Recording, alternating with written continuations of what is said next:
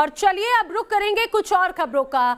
पक्षियों पर काल, ये कैसा साल। दरअसल देश पर इस समय बर्ड फ्लू का खतरा मंडराया हुआ है। हिमाचल में 1800 पक्षियों की मौत हो गई है। कांगड़ा में मृत पक्षियों में बर्ड फ्लू की पुष्टि भी हुई है। सिर्फ इतना ही नहीं, हिमाचल में ही नहीं बल्कि राजस्थान में ही ऐसे मामले सामने आए हैं। राजस्थान में भी बर्ड फ्लू की दस्तक देखने को मिली है। कई कौवों की मौत की जानकारी बर्ड फ्लू के चलते होने की अभी तक मिल पाई है। हिमाचल में 1800, जी हाँ 1800 पक्षियों ने जान दे दी और जान उनकी चली गई। और जो पुष्टि हुई है वो बर्ड फ्लू की पुष्टि हुई है। बर्ड फ्लू के चलते इनकी मौत हुई है। एक रिपोर्ट आपको दिखाते हैं।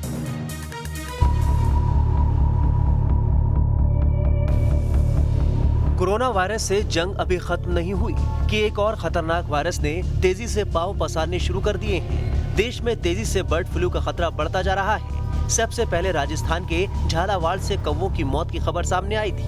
अब कई और राज्यों में बर्ड फ्लू का खौफनाक वायरस तेजी से पांव पसार रहा है। अब तक जिन राज्यों में इस घातक वायरस के दस्तक देने की आशंका जताई जा रही है उनमें राजस्थान, हिमाचल प्रदेश और मध्य प्रदेश शामिल है।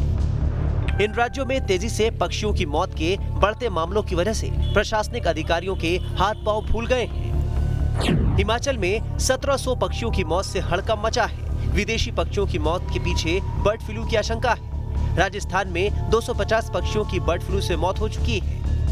हिमाचल प्रदेश और राजस्थान के अलावा मध्य प्रदेश के उज्जैन में भी कौवों की मौत का मामला सामने आया है। इन कौवों में भी बर्ड फ्लू से मिलते जुलते लक्षण पाए गए हैं।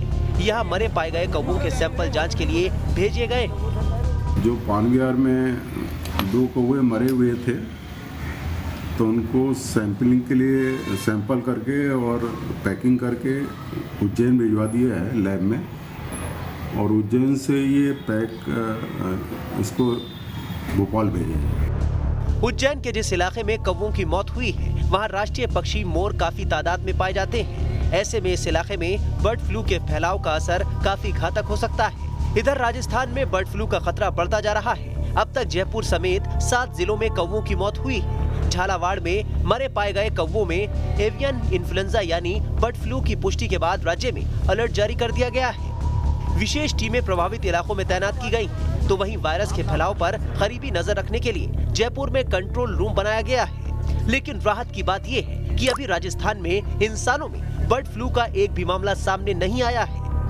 वहीं डॉक्टरों का कहना है कि बर्ड फ्लू से बचाव और इलाज दोनों किया जा सकता है। ऐसे में लोगों को बेवजह परेशान होने की जरूरत नहीं है। Team news nation.